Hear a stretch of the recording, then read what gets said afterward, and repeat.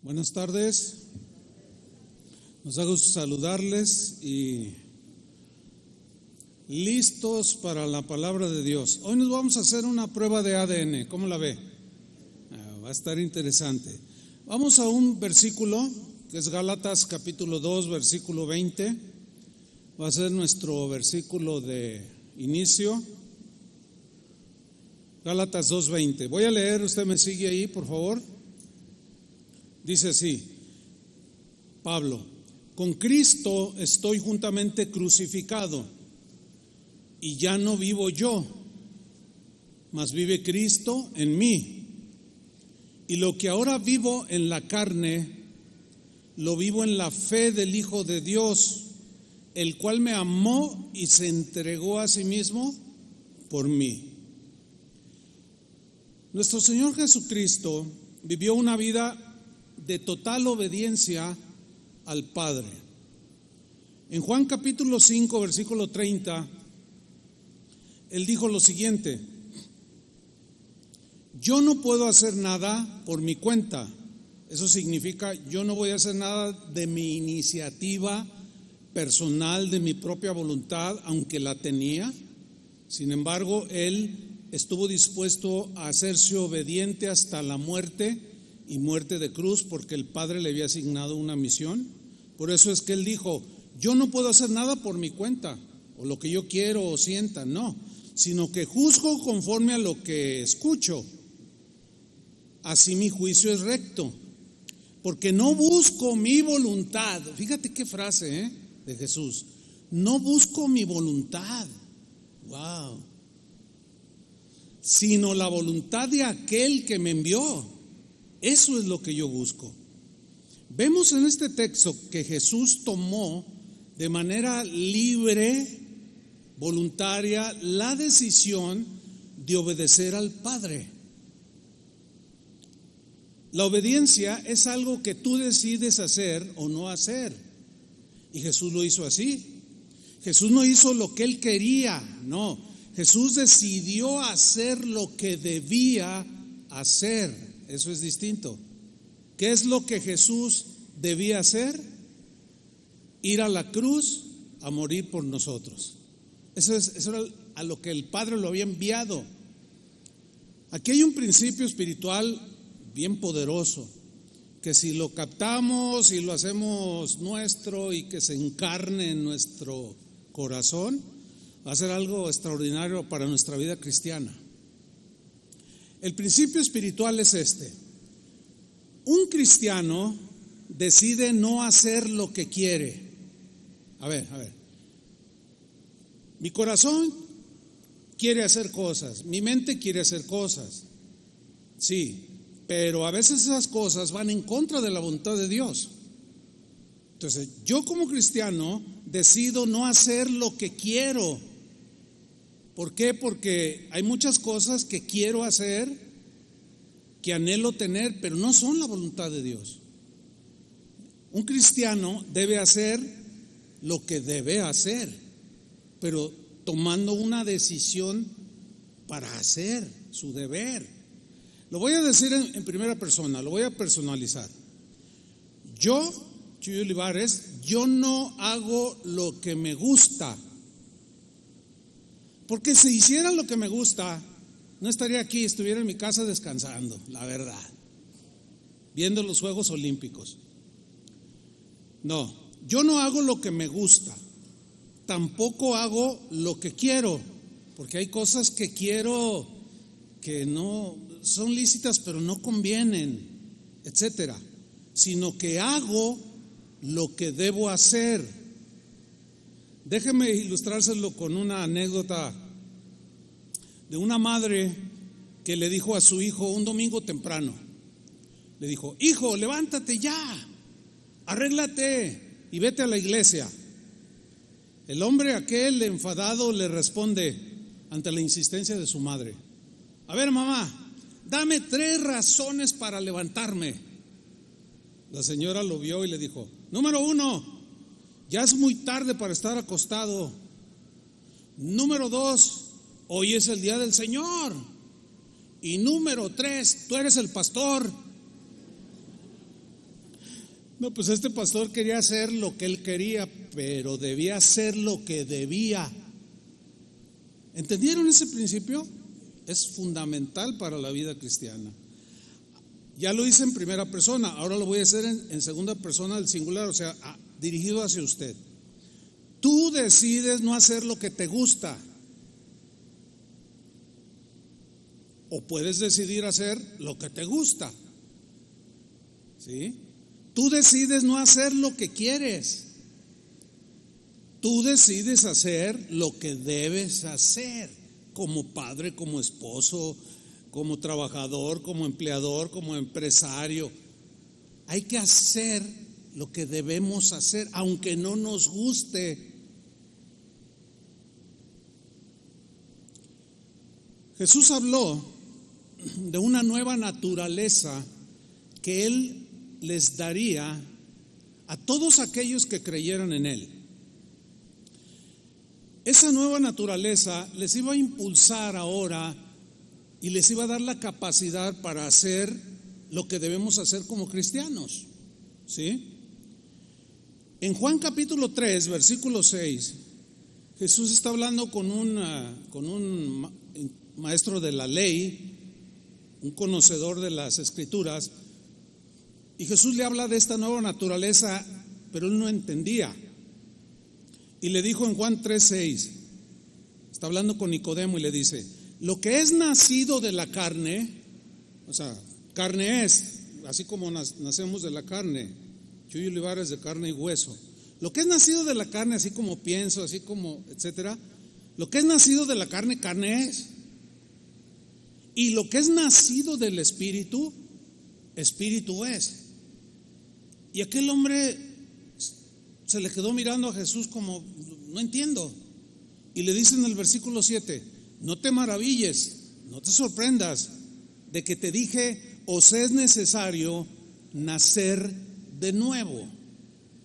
Ahora, aquí en estos dos versículos encontramos, por ejemplo, en el versículo 6, dos veces la palabra nacido. Uno es nacido de la carne y otro nacido del Espíritu, pero la palabra en el griego es la misma. Es la misma que en el versículo 7 se tradujo como nacer, os es necesario nacer. Ok, la etimología griega de nacido o de nacer es la palabra genao. Genao significa literalmente engendrar.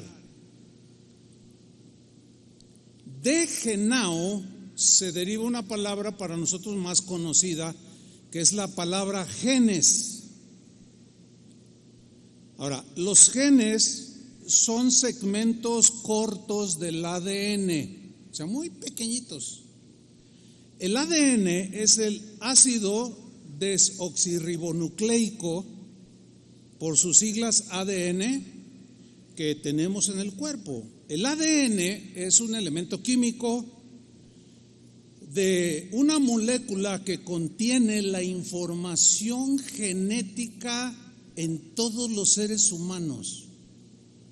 Por ejemplo, cuando yo fui engendrado, los genes de mi padre y los de mi madre me transmitieron a mis genes la información genética, así le denominan, y esa es la razón por la cual yo me parezco a mi padre. Tengo los rasgos de mi padre, algunos rasgos de mi madre, algunos gestos de mi padre, etcétera, etcétera. El ADN es el responsable entonces del parecido entre padres e hijos. ¿Sí? Los animales también tienen en su naturaleza su mapa genético que se transmite a sus cachorros. Por eso es que los hijos de un tigre nacen muy parecidos, pintitos y con rasgos muy parecidos. Y se reproduce un tigre con la misma naturaleza, los mismos rasgos, aunque todos son diferentes, ¿no? Como los seres humanos, no hay uno igual a nosotros. Por eso es que nos toman la huella digital cuando el pasaporte o alguna identificación, porque no hay una igual. Sin embargo, la información genética la heredamos de nuestros padres y tenemos sus rasgos, nos parecemos a ellos, reaccionamos como ellos, En ocasiones tú puedes, no sé, alguno habrá escuchado algo así: ay, te pareces a mi abuelito, y tu abuelito es el que está diciendo. O sea, tu taratara, es que tienes la misma expresión de mi abuelo, y tu abuelito está hablando y tú te quedas. Pues es que los genes se fueron transmitiendo de generación en generación. Ahora bien, cuando alguien quiere saber si un bebé es su hijo, hay algo que se conoce como la prueba del ADN, que es el título del mensaje, la prueba del ADN, que consiste en determinar la huella o el mapa genético de las personas que se van a someter al estudio, ya sea el padre y un bebé. Se comprueba este mapa genético de ambos y se llega a la conclusión, por la afinidad de los genes, si el padre es verdaderamente su padre o si el niño es verdaderamente su hijo. Esta prueba, dicen los entendidos, tiene una certeza de 99.9999, o sea, casi prácticamente del 100%. Por eso cuando hay problemas de paternidad y que no es mi hijo, no, a ver, la prueba de ADN, no, yo no me, y sale corriendo. Alguien dijo por ahí que el que nada debe, nada teme, ¿verdad? ¿Por qué? Porque es irrefutable esa prueba. Ahora, eso es en lo natural, a grandes rasgos, ¿verdad? Yo no soy médico y no soy experto en esto, pero sí le puedo hablar y aplicar este principio en lo espiritual. ¿Qué le parece si nos hacemos una prueba de ADN espiritual? ¿Para qué, pastor? Para saber si Dios es tu padre o no es tu padre. ¿Les parece bien? Ok, vámonos. Porque surge la pregunta, ¿no?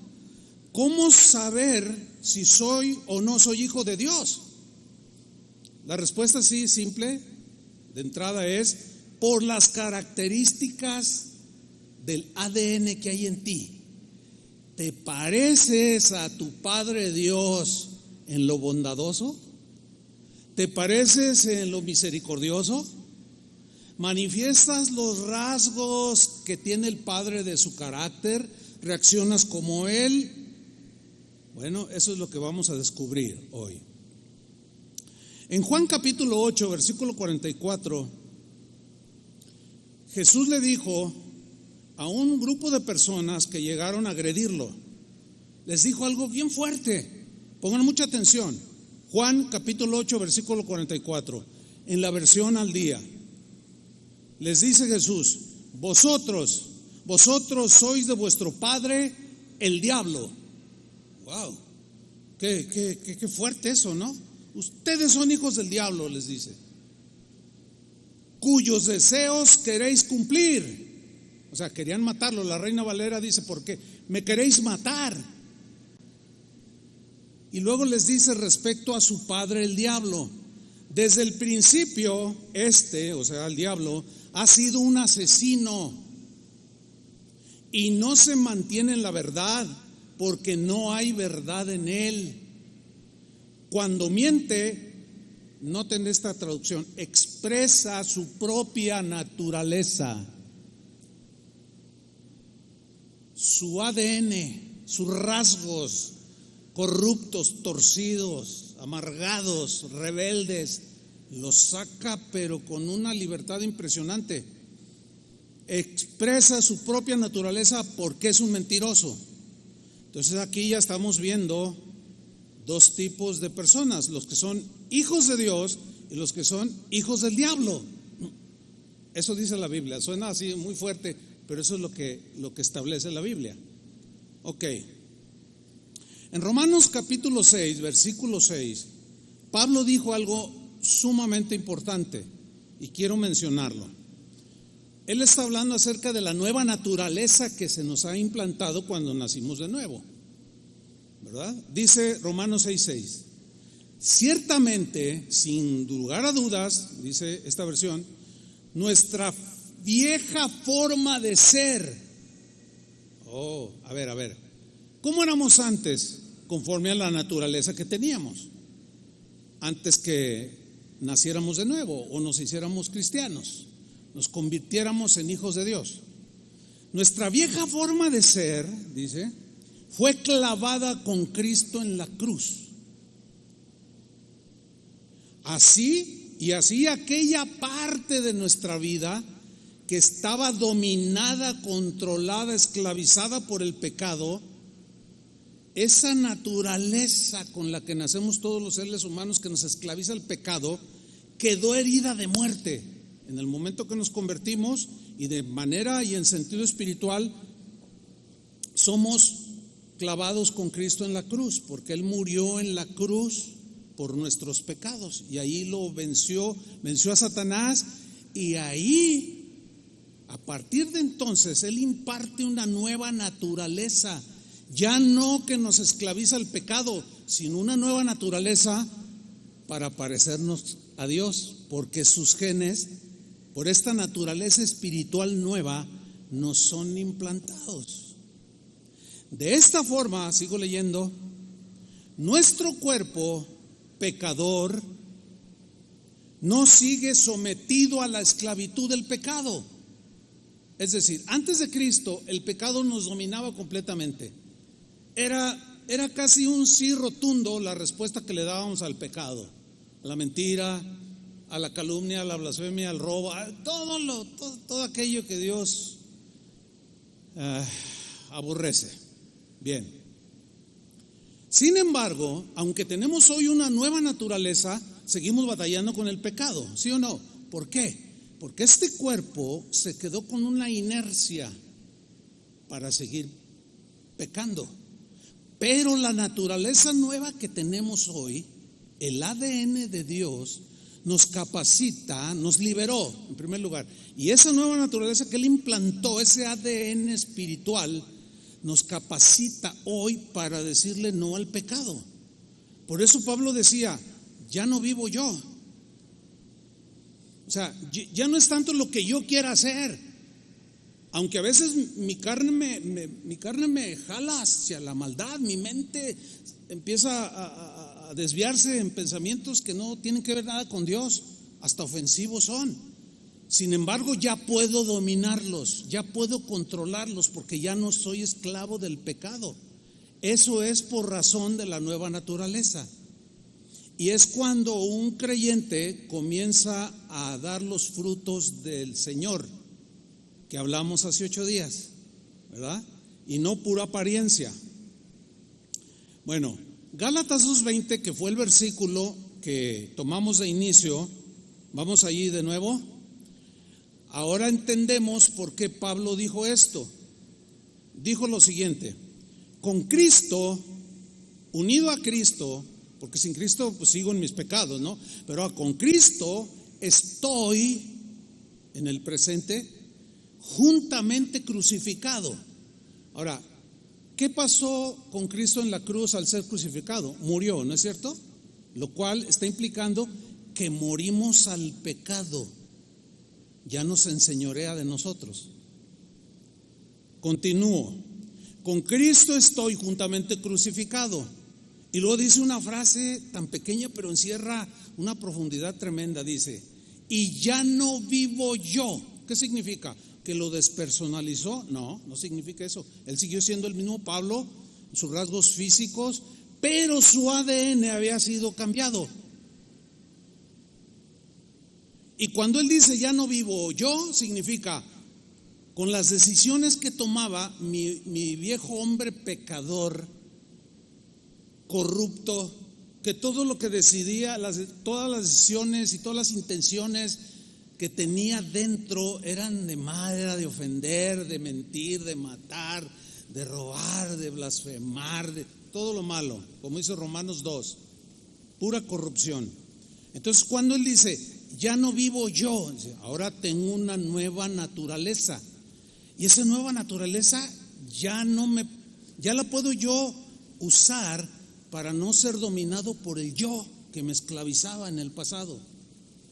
Tengo ahora algo más poderoso dentro de mí. Ya no vivo yo, ya no vivo haciendo lo que me da mi gana, Ya no vivo haciendo lo que siento o me nace o no me nace hacer. Ahora hago lo que debo de hacer. Porque esa nueva naturaleza, ese ADN que se me implantó, empieza a reproducir los rasgos de Dios. Tremendo, ¿no? Sigo leyendo. Ya no vivo yo, mas vive Cristo en mí. Cristo dentro, en mí. Con la nueva naturaleza, ahí vino a posar Cristo. Esto es en sentido espiritual netamente, es obvio. O sea, Cristo ahora me gobierna con sus pensamientos. Por el Espíritu Santo, sus impulsos, su guía, ahora yo los percibo en mi nueva naturaleza, en mi nuevo ADN que tengo dentro, un corazón nuevo, transformado. Lo vivo en la fe del Hijo de Dios, el cual me amó y se entregó hasta la muerte a sí mismo por mí. Entonces, si Él se entregó y me dio libertad de la esclavitud del pecado, pero ahora me dio una nueva naturaleza, un nuevo ADN para poderles decir yo no al pecado y tomar decisiones de las que debo hacer, no lo que me gusta o quiero, sino lo que debo. Entonces, si Él se entregó por mí, yo también me quiero entregar a Él. Desde el momento en que Cristo entró a mi vida, un cristiano hace esa decisión y empieza a caminar y se da cuenta que ya tiene autoridad sobre el pecado. Ya el pecado ya no lo esclaviza, no lo domina. Eventualmente puede tropezar y caer, pero se levanta. Por eso Juan escribió: hijitos, estas cosas les escribo para que no pequen. Pero si alguno hubiere pecado, ese hubiere es una eventualidad, lo cual habla de que seguimos fallando por nuestra humana naturaleza, por nuestra humanidad débil, corrompida por el pecado, aunque ya no nos domina. Sin embargo, eventualmente podemos caer en pecado. ¿Están conscientes de eso, no? Podemos fallarle a Dios. Cuando ofendemos a alguien estamos pecando. Sin embargo, ya no somos esclavos, porque esa misma naturaleza que nos fue implantada nos lleva al arrepentimiento. Oímos la palabra o alguien nos llama la atención: no, sí tienes razón, ¿sabes qué? Perdóname, discúlpame. Entonces reaccionas conforme a tu nuevo ADN. Es como si Pablo les dijera, voy a parafrasearlo, de Gálatas 2:20: ya no vivo yo haciendo lo que me da mi gana. No, ya no. Conforme a mi antiguo ADN. Porque mi nuevo ADN es diferente. Aquel me impulsaba a pecar, a corromperme, a hacer lo malo.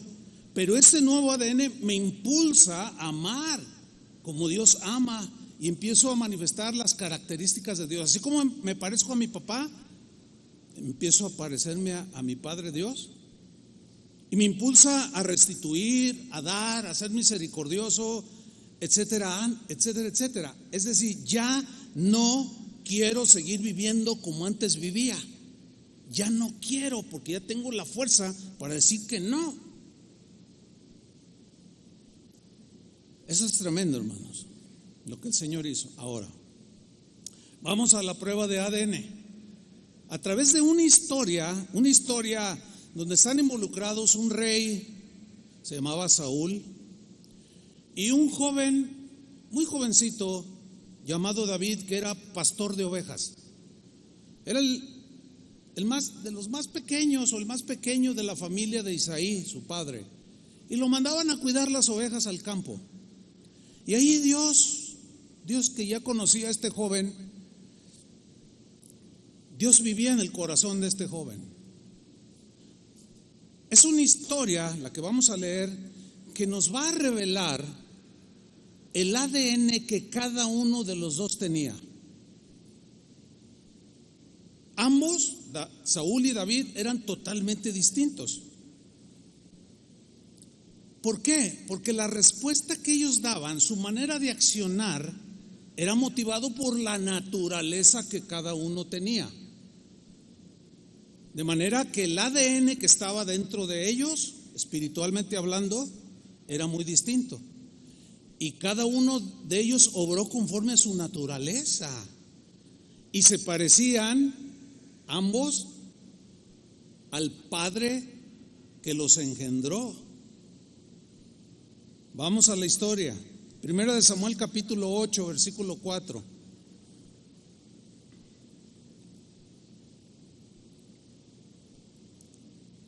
Los ancianos de Israel se juntaron para ver a Samuel. ¿Quién era Samuel? Samuel era un profeta de ese tiempo. Y en ese tiempo Israel era gobernado por Dios, lo que se conoce como teocracia, ¿sí? Teo, Dios, gracia, gobierno, o sea, el gobierno directo de Dios a través de la Torá, o lo que nosotros llamamos el Antiguo Testamento. Estaban leyes morales, leyes espirituales, leyes de todo tipo, leyes judiciales, principios y leyes de higiene, de alimentación. Dios los gobernaba de una manera tremenda, extraordinaria. Bien, se juntan estos, van con el profeta, que era la voz por medio de la cual Dios hablaba al pueblo y gobernaba. Dice en el versículo 5, estos ancianos le dijeron a Samuel: constitúyenos ahora un rey, queremos un rey que nos juzgue, dice, como tienen todas las naciones, porque nosotros no tenemos rey. Oh, mira qué interesante. Queremos uno como los filisteos, como los amorreos, como todos esos feos. Queremos un rey feo, como todos ellos, porque nosotros no tenemos rey. Fíjate lo que estaban diciendo, Ahora, vean la reacción de Samuel. Pero no agradó a Samuel esta palabra que dijeron. ¿Por qué no le agradó a Samuel esa petición? Vamos a descubrirlo. Esa palabra era: danos un rey que nos juzgue. Entonces Samuel dice, fue y oró a Jehová. Se postró y comenzó a orar, lamentándose, quizá llorando, no lo sé. Y oró al Señor, y dijo Jehová a Samuel, le responde al profeta y le dice: Samuel, oye la voz del pueblo en todo lo que te digan. ¿Quieren rey? Tendrán rey.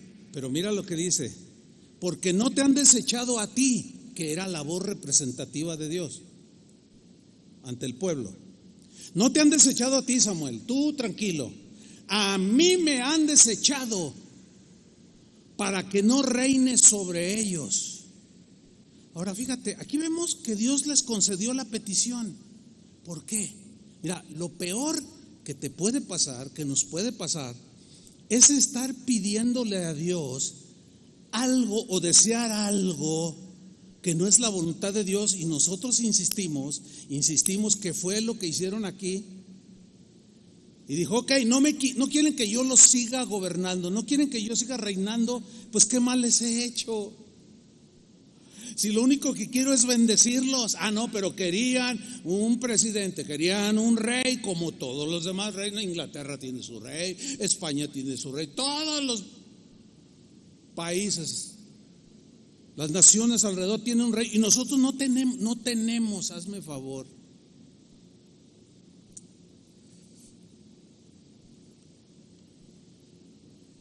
¿Han oído esa frase de voz del pueblo, voz de Dios?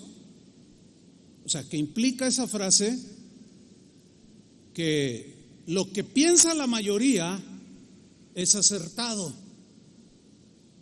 Esa es la connotación que le dan, ¿verdad?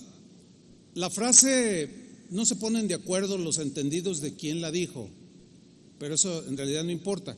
Ahí sigue. De hecho, aquí los gobiernos aquí en México lo han mencionado. O sea, la voluntad de la gente es la que prevalece con el voto, dicen. Voz del pueblo, dicen, es la voz de Dios, como si fuera inequívoca la decisión de una mayoría. Ahora yo les pregunto, ¿qué tan cierto es esto? Que voz del pueblo, voz de Dios. Nada más falso que eso. La prueba está. Pregúntenle a la mayoría qué piensan de su modo de vivir, y todos van a estar de acuerdo. A lo malo le llaman malo, a lo bueno le llaman malo. Eso significa que porque la mayoría piensa de cierta manera, ¿están en lo cierto? Esa es una falacia, eso es engañoso, eso no es verdad. Nunca fue verdad y nunca será verdad. Por eso es que, escúchenme bien, en la iglesia no existe la democracia, que yo voto, a ver, queremos un pastor, pues aquí tenemos 3 candidatos, voten por el que más les guste. Eso no existe en la iglesia, sin embargo hay quienes así lo hacen, por votos. Qué tremendo, ¿no? O sea, ya no es el que Dios elige, ya no es el gobierno, el rey espiritual, Jesús, gobernándonos a través de su palabra y como representantes los que él llama al ministerio pastoral. Entonces ya yo quiero tener voz y voto, yo ya quiero tener mi opinión, y la voz de la mayoría tiene la razón. Pues fíjate que no, porque ya todo está dicho en cuanto a cómo el Señor demanda que los cristianos caminemos. Nadie tiene que inventar nada, nadie tiene que inventar el hilo negro. Ya todo está dicho, cómo hacer iglesia, cómo gobernar la iglesia, cómo tratar los asuntos, cómo desarrollar la familia, cómo predicar la palabra, etcétera, etcétera, etcétera. Bueno, ¿qué sucede entonces? El pueblo, Dios le dice, ok, déjalos que escojan, y escogieron al más grandote, fíjate, al más imponente. Dice que Saúl era un hombre alto, apuesto, dice la Biblia, sobrepasaba del hombro para arriba a los demás, o sea, todos le llegaban al hombro, y él se distinguía, era un hombre, pues en apariencia y en físico impresionante. Y dijeron, no, queremos a Superman, queremos a este, no, este se parece a Superman, este es el que queremos. Lo escogió el pueblo.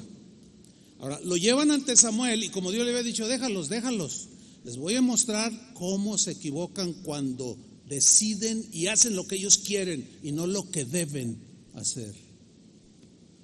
Entonces escogen a Saúl, y Samuel lo lleva delante de Dios, y Dios le dice, bueno, pues ora por él, úngelo como el rey. O sea, el Señor le delega, permite que Saúl sea el rey, aunque no era su voluntad, pero para enseñarle al pueblo que habían cometido un grave error de haber dejado el gobierno del Señor. Y lo unge como rey y le delega la autoridad de ser rey sobre su pueblo Israel, ¿sí? Y le dice a Samuel después que le diga a la gente que ese rey iba a enseñorearse de ellos, los iba a despojar de las tierras, les iba a quitar sus hijos, arrebatárselos desde temprana edad para hacerlos soldados y mandarlos a la guerra, y seguramente muchos de ellos morirían, pero de una manera enseñoreadora, una manera abusiva, ¿sí? Un día se aparece un gigante filisteo. ¿Se acuerdan cómo se llamaba este gigante? Goliat. Todos conocemos esa historia. El gigante se levanta y empieza a desafiar al ejército de Israel. Y el corredero de israelitas salían corriendo y disparados por todos lados. Pero ¿saben quién fue el primero que corrió? El rey que habían escogido, el Superman, fue el primero que salió corriendo cuando vio el gigantote, y salió huyendo David. Fue el primero en correr, y todos llenos de temor. Y de pronto aparece este jovencito que posteriormente sería el rey de Israel, y se le queda bien y dice, ¿por qué permiten que este gigante desafíe a los ejércitos de Israel? No, pues es que no lo estás viendo, es un hombre de guerra y ve el tamañote que tiene. Pues yo voy a ir en el nombre del Señor y yo lo voy a poner en paz, le voy a poner un hasta aquí llegaste. Y se abalanza sobre él, ya al fin de la historia la conocemos. Venció a Goliat. Y el pueblo se vuelve a unir, se vuelve a juntar, y se vuelve a juntar Saúl. Hey, ¿dónde andabas? Pues aquí cuidando las espaldas.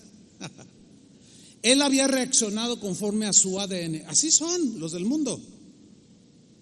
Hablan, dicen, hacen, y cuando los enfrentan son cobardes, todo lo niegan. ¿Sí o no? Accionan conforme a su ADN. Reflejan a su padre. Al que entienda, entienda. Ok. Seguimos adelante. Primera de Samuel 18:6. Vamos a ver lo que sucede después de esa gran victoria que trajo este jovencito al pueblo de Israel. 1 Samuel 18:6. Aconteció que cuando volvían ellos, cuando David volvió de matar al filisteo, salieron las mujeres de todas las ciudades de Israel cantando, dice, y danzando. Era una alegría desbordante para recibir al rey Saúl. O sea, ellos seguían considerándolo como su rey. Y salieron contentos y danzando y con instrumentos, y lo recibieron con panderos, dice, con cánticos de alegría y con instrumentos de música. Y Saúl entró. Gracias, gracias, gracias. Gloria a Dios, gloria a Dios. Probablemente la mayoría de ellos no vieron que fue el primero en correr, pero Dios todo miraba. Sigamos leyendo. Dice en el versículo 7: y cantaban las mujeres que danzaban al unísono, en un coro, y decían: Saúl hirió a sus miles, porque si era un soldado, o sea, si era un hombre de guerra también, pero era cobarde. Y cantaron: Saúl hirió a sus miles y David a sus 10,000. Ay, caray, ¿qué pasó allí? ¿Qué pasó allí? Hay mucha diferencia en 1,000 a 10,000. Miles a 10,000, es mucha la diferencia. Le están atribuyendo a David mayor conquista, mayor victoria. A Saúl también. Pero ¿cómo reaccionó Saúl? ¿Saben cómo reaccionó? Conforme a su ADN. Así reaccionó, porque lo traían los genes. Vamos a ver cómo reaccionó. Versículo 8. Y se enojó Saúl en gran manera. La frase en gran manera habla de que perdió los estribos, se desfiguró. ¿Han visto a una mujer bella de rostro cuando se enoja? Que pierde la compostura. Por más Miss Universo que sea, parece un demonio. Se ve horrible, ¿sí o no? Porque el enojo, cuando se desborda, te desfigura. Y Saúl aquí empieza a mostrar y a manifestar su ADN. El enojo descontrolado, el enojo que lleva al asesinato. ¿Se acuerdan lo que ya estudiamos que dijo Jesús? No, oíste que fue dicho: no matarás. Pero yo les digo, cualquiera que se enoje contra su hermano, o sea, que los desborde, eres digno de juicio y estás expuesto al infierno. Jesús fue a la raíz, o sea, al ADN. Entonces cada quien va a reaccionar de manera espiritual por el ADN que tiene adentro. Seguimos leyendo. Y le desagradó este dicho, este canto le desagradó. No, pues claro, ahí se ve a un hombre egoísta, un hombre ambicioso, un hombre ávido de aplausos. Como se los dieron al otro, pues sintió celos y envidia. Ese es el ADN de Satanás. Su padre era el diablo y él tenía los genes del diablo, por eso reaccionaba así. Y dijo Saúl: a David dieron miles y a mí miles. Vean su dolor. ¿Por qué ascendieron a gerente aquel cuando yo quién sabe qué, y que yo me lo... y que tú qué? Si está el otro ahí, tú tranquilo, no reacciones como Saúl, a menos que tenga los genes del otro y no los de Dios. Sigamos leyendo. No le falta más que el reino. ¿Qué significa esa frase? Significa, este es un peligro para mi gobierno. A este lo tengo que desaparecer del mapa. No puedo tolerar que alguien esté encima de mí. La manera de pensar de Saúl es la típica del hombre, de la mujer, cuyo ADN no es el de Dios, sino el del diablo. La maldad, reaccionan con celos, con envidia, con rencores, con venganza, con maldad. Muchos son muy diplomáticos, nada más acá adentro dicen, se ríen y por dentro están, pero ya lo verás, ya sabrás quién soy yo. Mire, le digo de manera muy seria, si usted es de los que reacciona así, analícese y pregúntese por qué. Bueno, estamos haciendo una prueba de ADN, ¿no? A ver si somos hijos de nuestro Padre Dios. Si somos hijos de Él, pues resulta que nos vamos a parecer a Él. Sigamos leyendo para que ya no me vean así. Dice el versículo 9: y desde aquel día Saúl no miró con buenos ojos a David. ¿Se pueden imaginar su mirada así de desprecio? Mirándolo de arriba hacia abajo. Vas a ver, pastorcillo, no importa que seas un jovencito, te voy a hacer pedazos.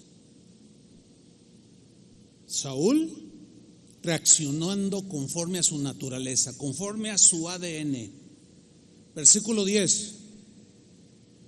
Aconteció al otro día, o sea, eso era cotidiano, de día tras día, que un espíritu malo de parte de Dios, que Dios lo permitió, para empezar a mostrarles al pueblo que habían elegido mal, que habían elegido a un bipolar, que habían elegido a un egoísta, que habían elegido a un corrupto, a un cobarde, y permitió Dios que un espíritu malo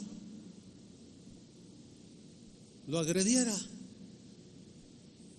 Y entró como en una especie de locura, desvariaba, dice en una versión.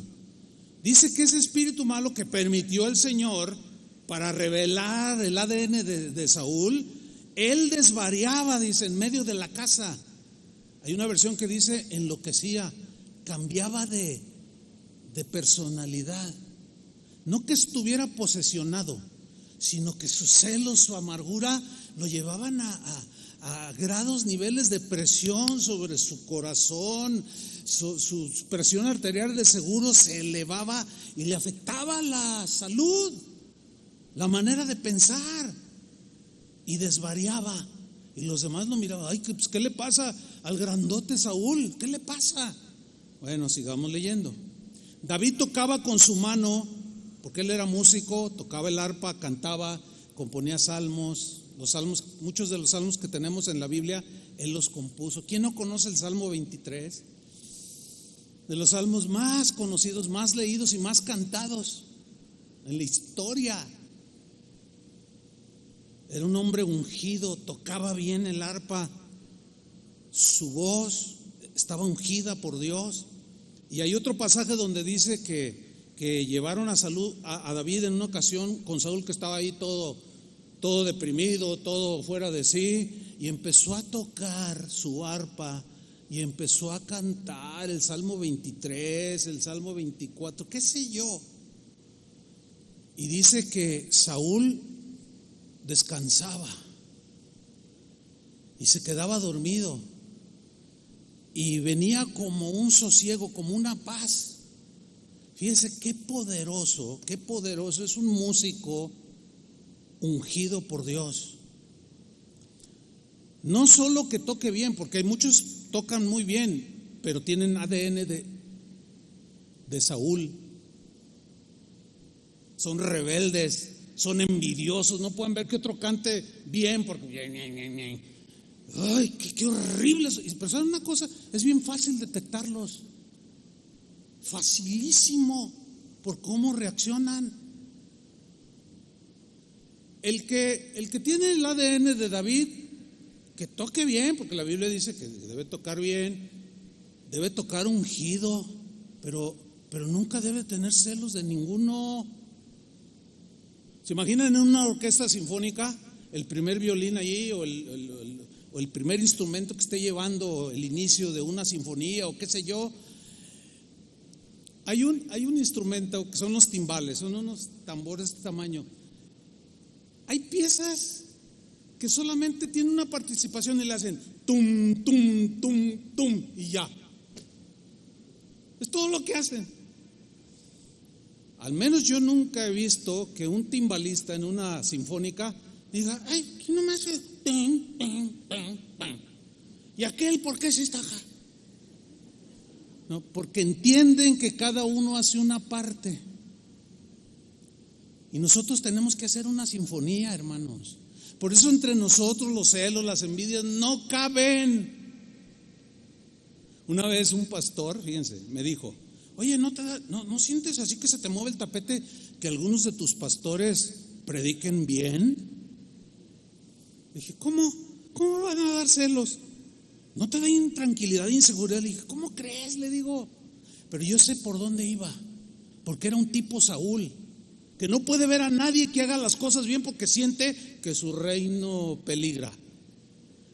Y los empiezan a socavar o sobajar, los empiezan a disminuir, los empiezan a hacer a un lado porque no quieren que nadie les haga sombra. Bueno, ese David tocaba delante de Saúl y aquel descansaba. Sigamos ahí en 1 Samuel 18:10.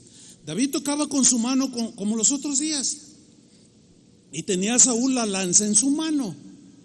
La tenía ahí en la mano. Acuérdense que era un soldado. Las armas las tenían ahí.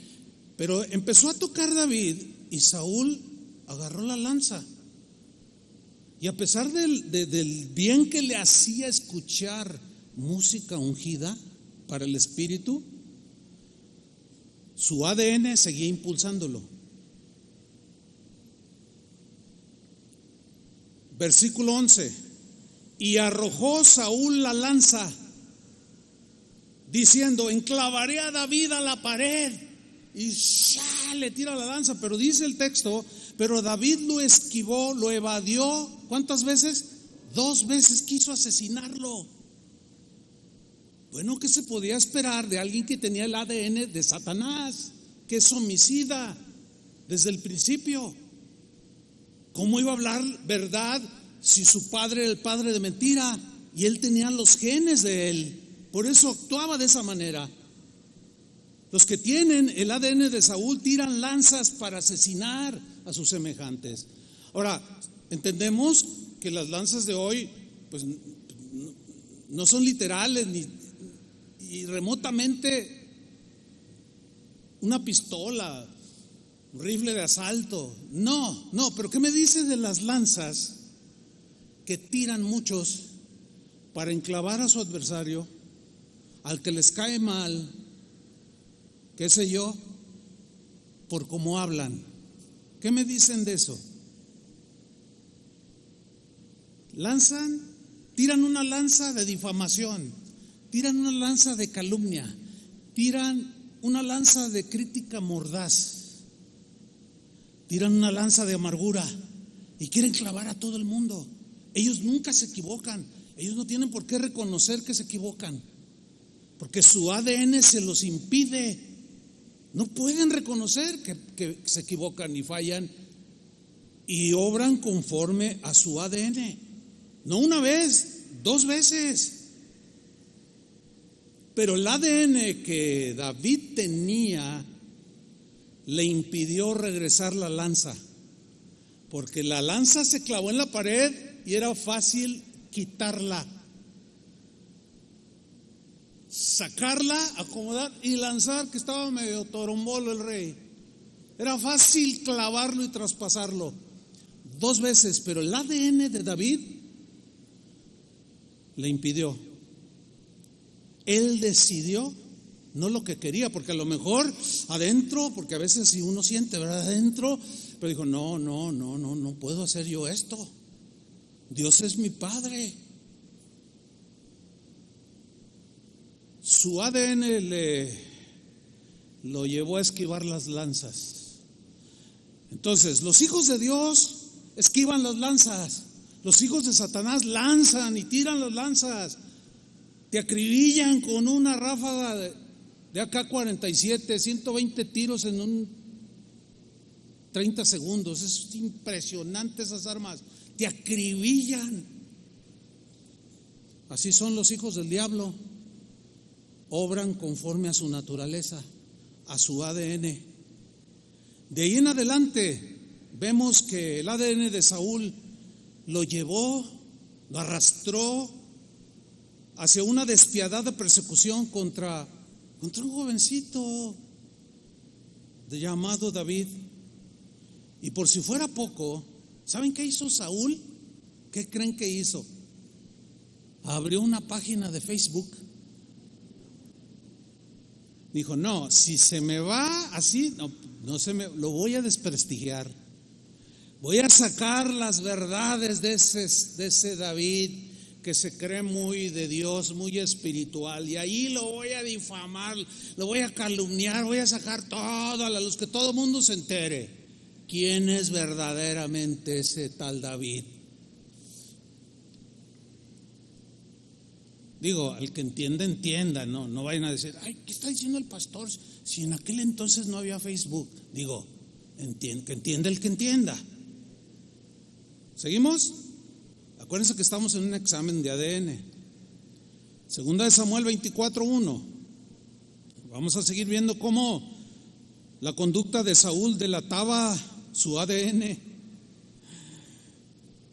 Dice segunda de Samuel 24:1. Cuando Saúl volvió de perseguir a los filisteos, porque ellos tenían guerra continua con ellos, le dieron aviso. Alguien vino y le dijo, he aquí que David está en el desierto de En-Gadi.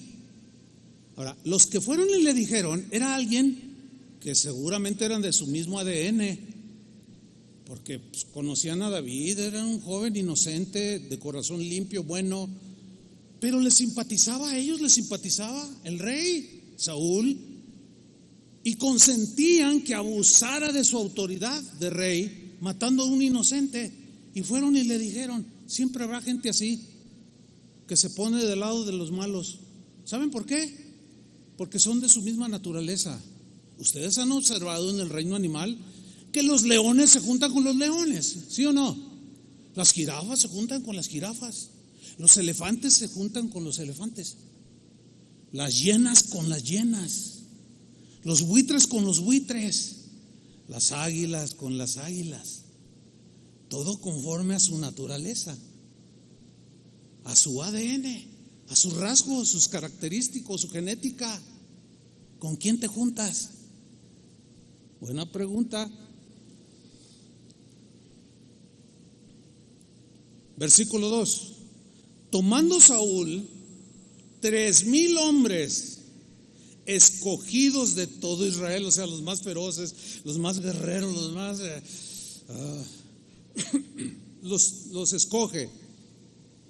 Fue en busca de David y de sus hombres por las cumbres de los peñascos de las cabras monteses. Imagínate, digo, no me importa ser como una cabra montés, voy a escalar los cerros, voy a agarrar a ese David. Ahora, ¿no se les hace exagerado 3,000 hombres contra un joven y unos 300, 400 que lo seguían a David? Es totalmente desproporcional la cantidad. ¿Qué nos refleja esto? El deseo despiadado de hacerlo pedazos. Hay gente mala, hermanos, la verdad.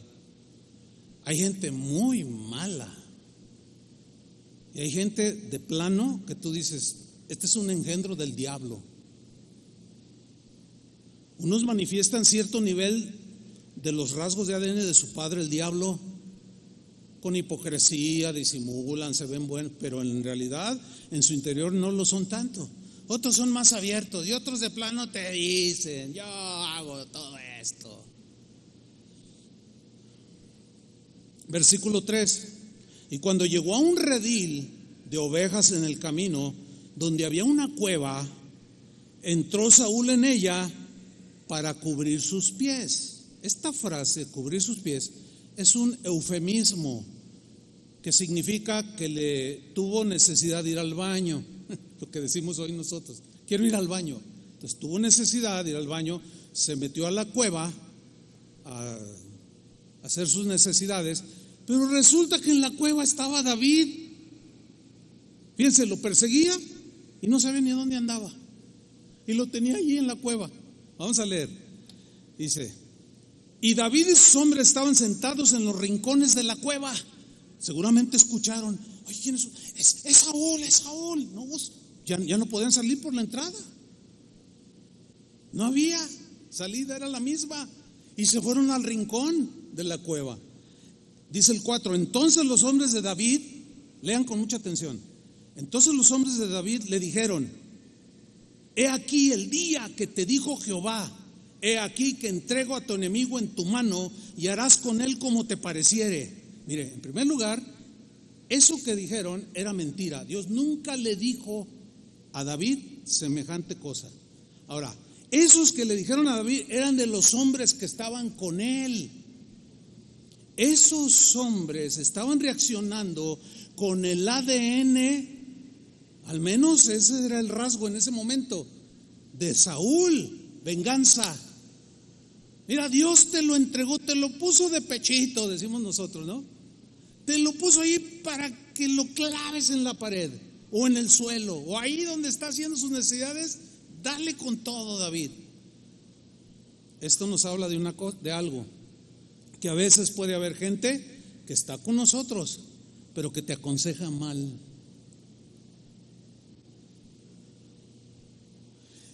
Cuando alguien te dé un consejo que sea de la genética de Satanás, ten mucho cuidado. Si el consejo que te dan te lleva a abandonar al esposo, a traicionar a tu amigo, a hacer un fraude, un desfalco, todo consejo que lleve a violentar los principios, la ley de Dios, no viene de alguien que tiene ADN de Dios. Eso significa que así como Jesús tenía 12 discípulos, pero había uno que disimuló muy bien, pero en realidad tenía el ADN de Satanás, Judas, y siempre obró conforme a su ADN. Criticó a aquella mujer que rompió el frasco de alabastro y se lo derramó a Jesús. Ay, ¿por qué hacen este desperdicio? Con esto podíamos haber comprado alimento y dárselo a los pobres. Sonaba bien, ¿no? Pero era bien hipócrita, porque la misma Biblia dice: no lo dijo por eso, por darle a los pobres, sino porque agarraba de la bolsa. Entonces puede estar entre nosotros, pero lo más tremendo, podemos ser nosotros mismos. ¡Wow! Entonces, dos cosas. Una, ¿qué consejos estás dando? ¿Qué consejos das? Dos, cuando los que están alrededor tuyo te aconsejan, ¿qué te aconsejan?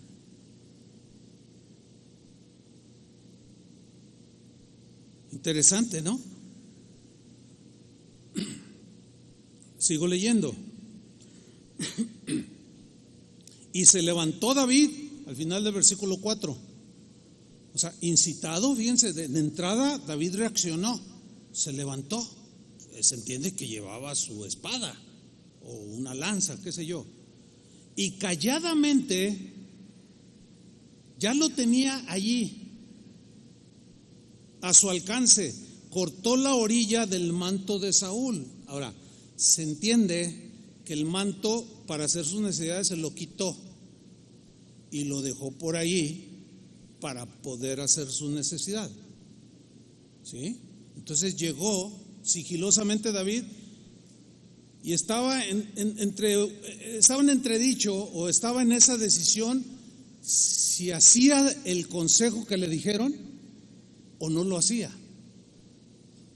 Finalmente decidió cortar un pedazo del borde del manto de Saúl.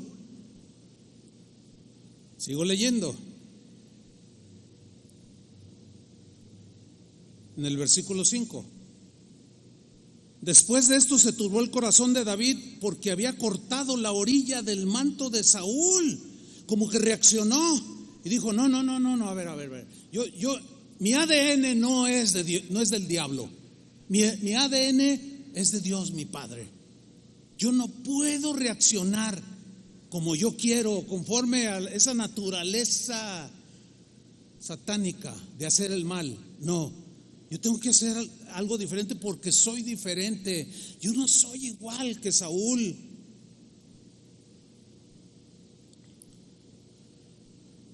Pero ahí vemos cómo lo incitaron. Fíjense, yo les he contado en algún par de ocasiones que hay gente, y la mayoría de las veces es por correo, uno que otro así en persona, me lo ha dicho. Me ha dicho lo siguiente: oye, pastor, ¿ya te diste cuenta que hay una página por ahí en YouTube o qué sé yo, que hablan bien mal de ti? Hablan bien mal de los pastores, dicen que esto, que lo otro, y que más para allá, etcétera. Sí, dice: ¿y qué, no va a hacer nada, pastor? No, fíjate, no voy a hacer nada. No, hermano, una vez una hermana, una señora ya entrada en años me dijo: pastor, no permita que digan esas cosas de usted. Bueno, dice, al menos yo lo conozco a usted, y son mentiras. Muchas cosas las exageran y es gente que está ahí, que no ama las cosas de Dios por alguna razón. Ahora están difamando y calumniando. Dice: hermano, dice, mire, con todo respeto, dice, le voy a decir algo. Hay un dicho que dice que el que calla otorga. Bueno, usted entiende lo que significa ese refrán, ¿no? El que calla otorga. O sea, que si alguien se queda callado de lo que están diciendo es porque está diciendo que sí es verdad. Entonces yo la miré a la hermana y dije: no, la hermana viene bien espiritual. Ese versículo, ¿dónde está, hermana? Le digo: a ver, hermana.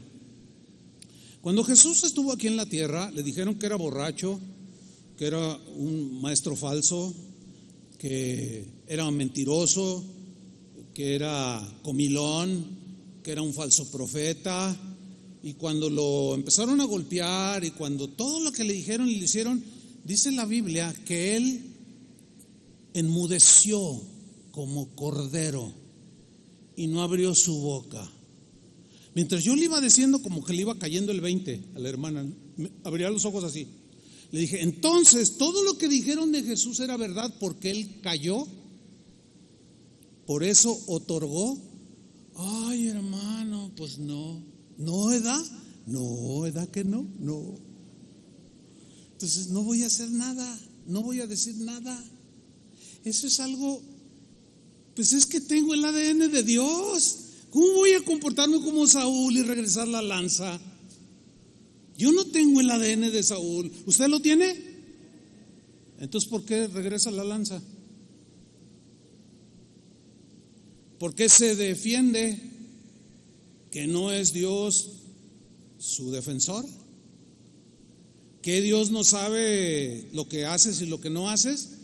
¿Que acaso Dios no sabe si lo que dicen de ti es verdad o mentira? Que sea Dios tu defensa, ¿no? Así es como reaccionan los que tienen el ADN de Dios, así como David. Nunca va a ver usted un video de parte mía o de alguno de los pastores aquí. Bueno, no puedo hablar por los demás, no, porque no sé, pero yo tengo la confianza de que jamás harían una cosa así. Nunca va a haber una respuesta, y menos una agresión así en Facebook o YouTube, jamás.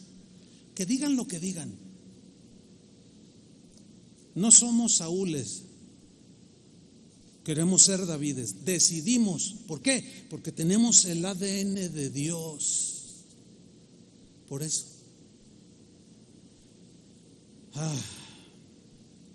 Nos quedamos en que cortó la orilla del manto de Saúl, ¿verdad? Vámonos al versículo 5,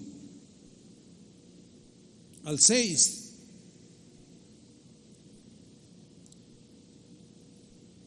Sí, vamos a leer el 5. Después de esto, de que le cortó, se turbó el corazón de David porque había cortado la orilla del manto de Saúl. Noten la conciencia de David, que estaba despierta. Imagínense, nada más le cortó el borde del manto y se turbó. Esta palabra significa se consternó, como diciendo, ¿qué hice? Que no debí de haber hecho ni eso siquiera. ¿Por qué reaccionaba con esa sensibilidad? Porque su ADN era el de Dios. Por eso dice el versículo 6: y dijo a sus hombres: Jehová me guarde de hacer tal cosa contra mi Señor, el ungido de Jehová. Fíjate cómo David reconocía que Dios, legítima o no legítimamente, según la perspectiva de David, Dios había delegado autoridad para gobernar a Israel. Eso David no lo discutió, dijo, él tiene la autoridad que Dios le delegó. Lo demás a mí, yo no me puedo meter ahí si el pueblo lo eligió, si era la voluntad de Dios o no. Para mí él es el que representa la autoridad y yo no puedo levantarme contra él, aunque sea un hombre malo y perverso y tranza y mentiroso y cobarde. No, yo no puedo reaccionar igual que él. Él es el ungido de Jehová. Líbrame, Jehová, que yo extienda mi mano contra él, dice, porque es el ungido de Jehová. Fíjate el versículo 7. Así reprimió David a sus hombres con palabras y no les permitió que se levantasen contra Saúl. O sea, los frenó, los paró.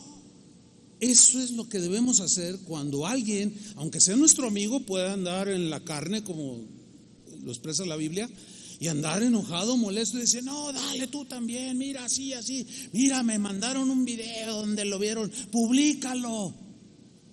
No, frénalos y diles, ¿sabes una cosa? No voy a hacer tal asunto. ¿Por qué no? Dios te lo puso ahí de pechito. Pues es que el ADN que yo tengo no es el de Saúl, no es el de Satanás. Dios es todo perdón, Dios es toda paciencia, Dios es toda misericordia. Y ese es el ADN que yo tengo y decido hacer lo que debo de hacer. Así es que cállense. Y los frenó porque dice que les impidió, no les permitió que se levantasen con Saúl, lo cual implica que más de uno sacó la espada y dijo, pues si tú no le das, yo le doy. Primero sobre mi cadáver, tú no vas a levantar la mano contra él. Y los frenó.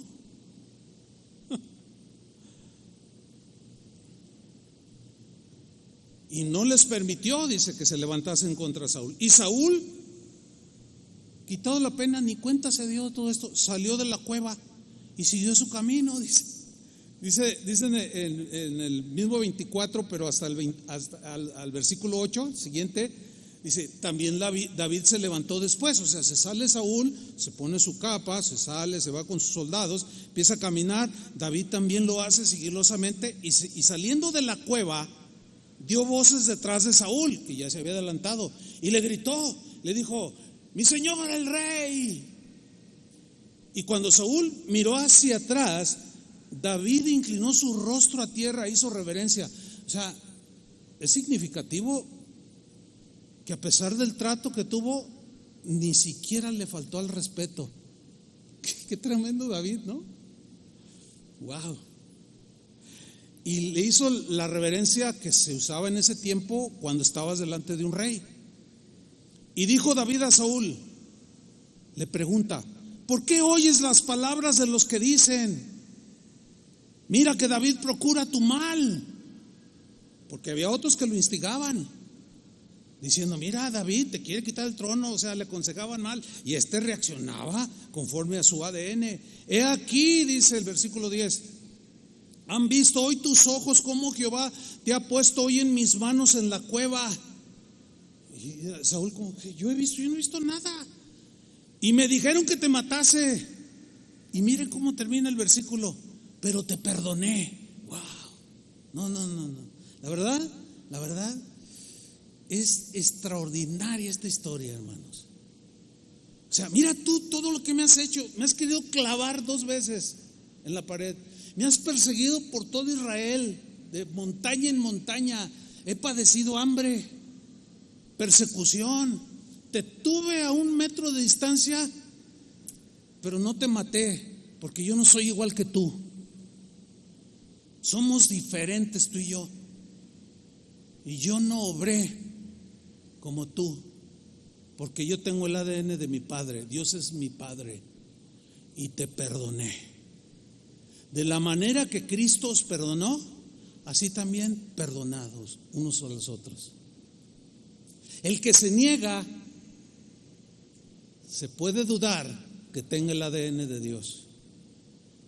El que se niega a perdonar, el que se niega a restituir, el que se niega a hacer lo que debe hacer y que hace lo que él quiere, se puede dudar de que tenga el ADN de Dios.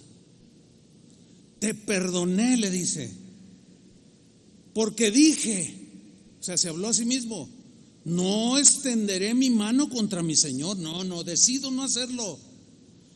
La razón, porque Él es el ungido de Jehová. Sea injusto o no lo sea, no me interesa. Él dará cuentas a Dios de su gobierno. Pero yo voy a respetar lo que Dios permitió. Y le dio autoridad y yo la voy a respetar. Entonces yo lo perdono porque es el ungido de Jehová. Y luego le dice en el versículo 11, y mira, Padre mío, le dice, mira, porque Saúl así como desconcertado, ¿qué? Yo estuve a merced de él, ¿dónde, cuándo, a qué horas? ¿Cómo? Y mira, Padre mío, le dice, todavía le dice Padre mío, que era una señal de respeto como de alguien mayor. Le dice, Padre mío, mira la orilla de tu manto en mi mano, y se lo enseña. Y lo ve del mismo color, y ve que era cierto, que lo tuvo a su merced, pero no levantó su mano contra él. Mira la orilla de tu manto en mi mano, porque yo corté la orilla de tu manto y no te maté, le dice. Conoce pues, entiende, Saúl, pero ¿cómo hacer entender a alguien que tiene la naturaleza de Satanás, el ADN de Satanás? ¿Cómo hacerlo entender para que haga lo bueno? Es muy, muy difícil. Por eso tenemos que hacernos una prueba de ADN espiritual para saber si somos de Dios. Y la prueba va a dar positivo o negativo. ¿Cómo? Conforme a los genes que te hacen accionar. Así de sencillo. Conoce pues y ve que no hay mal ni traición en mi mano. Pero por supuesto, no he pecado contra ti. Sin embargo, le dice, tú andas a casa de mi vida para quitármela. ¿Notan la gran diferencia entre Saúl y David? ¿Por qué uno se comportaba como David y otro como Saúl? Porque su ADN era y sigue siendo lo que los hace actuar. Así de sencillo. Pedro había recibido una nueva naturaleza, unos genes, los genes de Dios, pero era un hombre que tenía que trabajar con su enojo, con su violencia, que aún teniendo la naturaleza de Dios, los genes de Dios, en un arranque donde perdió la cordura y la prudencia, cuando prendieron a Jesús sacó la espada, ¿se acuerdan?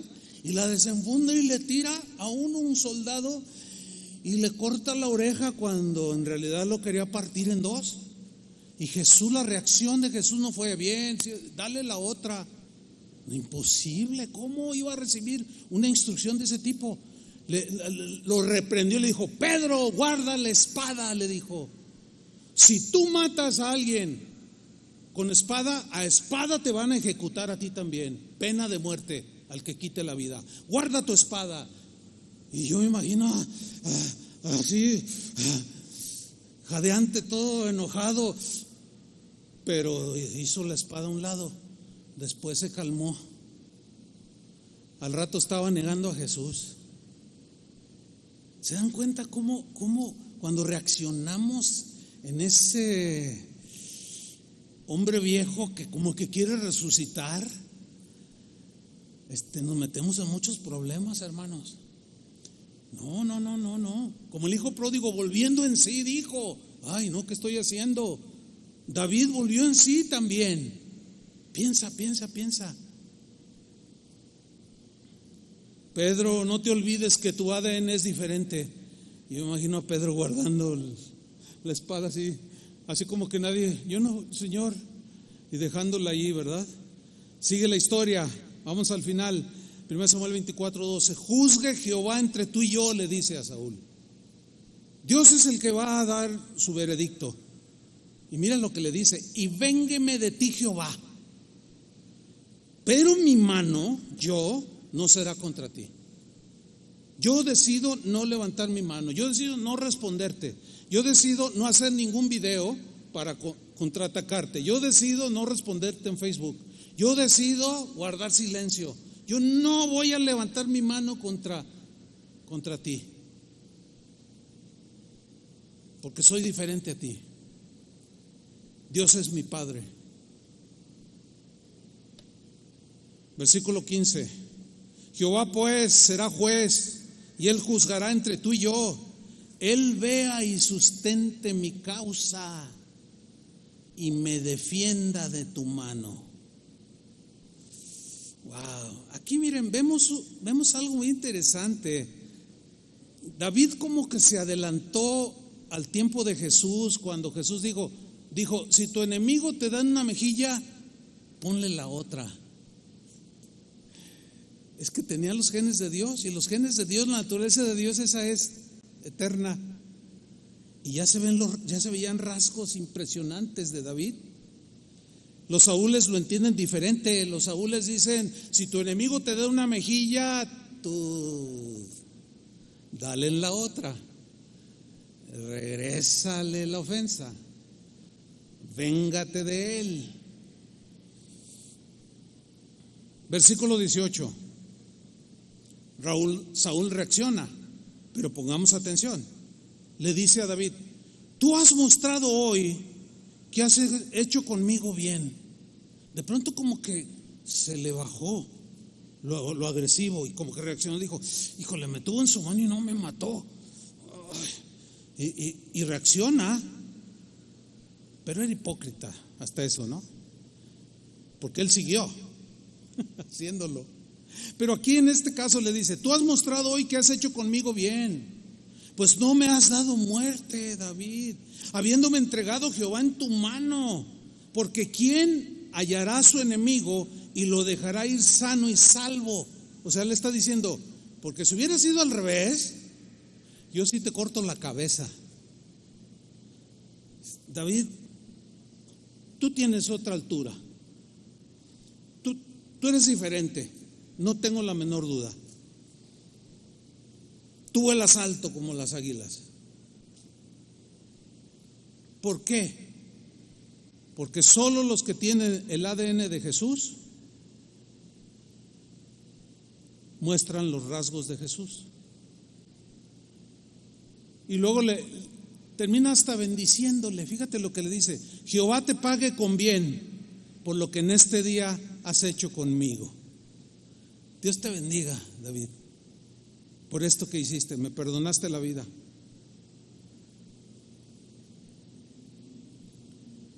Ahí está clarísimo. Con esta historia nos ilustra de qué ADN era David y de qué ADN era Saúl. Bueno, terminamos la prueba. ¿Saliste positivo en la prueba de ADN? Buena pregunta, ¿no? Buena pregunta. ¿Sabes cómo alguien puede cambiar su ADN? Arrepintiéndose, volviéndose al Señor. Y si ya eres un nacido de nuevo, que los genes están ahí, pero eres de esos como Pedro que no, pues ¿cómo? ¿Verdad? ¿Cómo voy a permitir? Mira, humíllate delante de Dios, obedécele, dile: Señor, no te he representado bien, te he avergonzado el Evangelio con mi conducta, perdóname, ayúdame. Si tú le dices eso al Señor, te va a ayudar. Yo lo he hecho muchas veces, Señor, tú sabes, estoy aquí así, pero no quiero hacerlo, ayúdame, porque yo no quiero. Y cuando tú haces esa oración, con esa convicción, es cuando la gracia de Dios se derrama sobre ti y cae en esa naturaleza. Y de pronto sientes una fuerza inexplicable para ir con el que ofendiste y decirle, ¿sabes una cosa? Perdóname,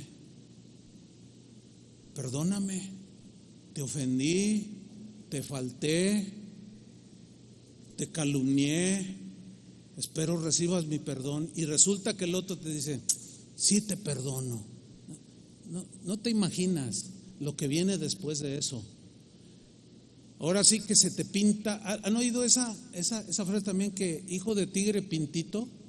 O han oído esa también refrán que dice, una rayita más al tigre, aunque en sentido positivo yo lo quiero aplicar, ¿no? Una rayita, un rasgo más de que el tigre se parece al tigre, un rasgo más de que te pareces más a Dios.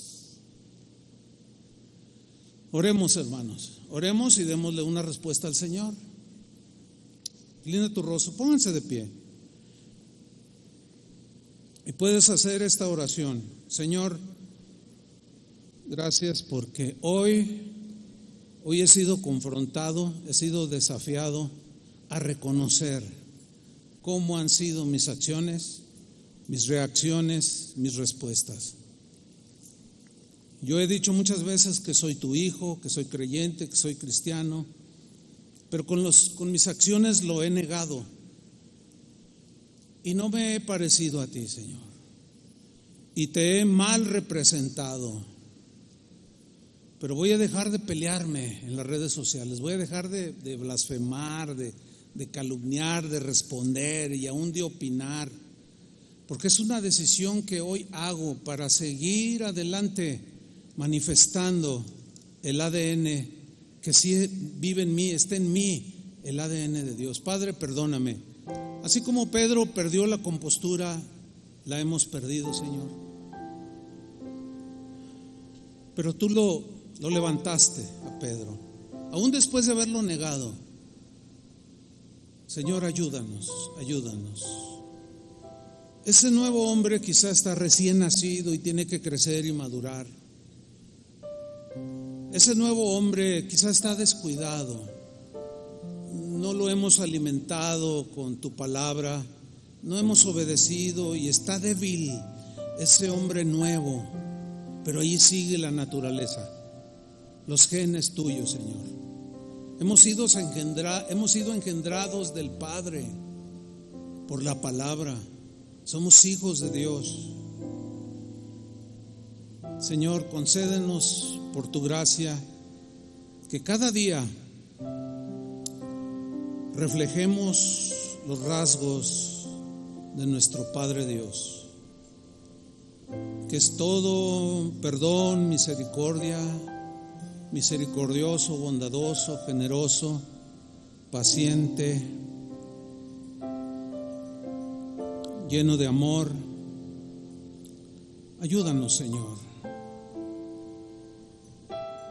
Si hay alguien aquí que de plano dice, no, yo no tengo ningún rasgo de ese Dios bondadoso, dile, Señor, perdona mis pecados, me arrepiento, dame esa nueva naturaleza, porque en la que tengo no puedo y estoy esclavo. Padre, solamente tú puedes engendrar del Espíritu, por el Espíritu y la palabra. Y solo tú puedes provocar este nacimiento nuevo para implantar esta nueva naturaleza, este nuevo ADN. Este es un milagro que tú haces, Señor, en base a la fe y al arrepentimiento. Concédenos, Señor, que hoy tú engendres a otros hijos más que reflejen tus rasgos y tu gloria. En el nombre de Jesucristo.